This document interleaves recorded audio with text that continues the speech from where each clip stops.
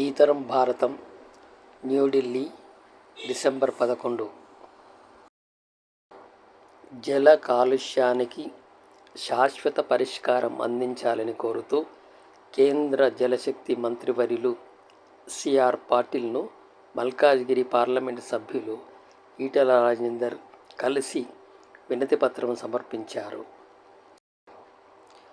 హైదరాబాద్, సికింద్రాబాద్ జంట నగరాలు అత్యంత వేగంగా అభివృద్ధి చెందుతున్నాయి. బహుళ అంతస్తుల భవనాలు నిర్మించడం వల్ల జనసాంద్రత పెరిగింది. కానీ ఎప్పుడో నిర్మించిన మురుగునీటి పారుదల వ్యవస్థ మాత్రమే ఉండడం వల్ల నిత్యం డ్రైనేజీలు పొంగిపొర్లుతున్నాయి. దీంతో చెరువులలోకి, నదుల్లోకి ఈ మురుగునీరు చేరటం వల్ల అవి కలుషితం అవుతున్నాయి. మల్కాజ్గిరి పార్లమెంటు పరిధిలో ఈ సమస్య ఎక్కువగా ఉంది. కొత్తగా ఏర్పడుతున్న కాలనీలో ఈ సమస్య మరింత తీవ్రంగా ఉంది. జల కాలుష్యం వల్ల ఎన్నో ఆరోగ్య సమస్యలు తలెత్తుతున్నాయి. దీనికి శాశ్వత పరిష్కారం అందించాల్సిన అవసరం ఉంది.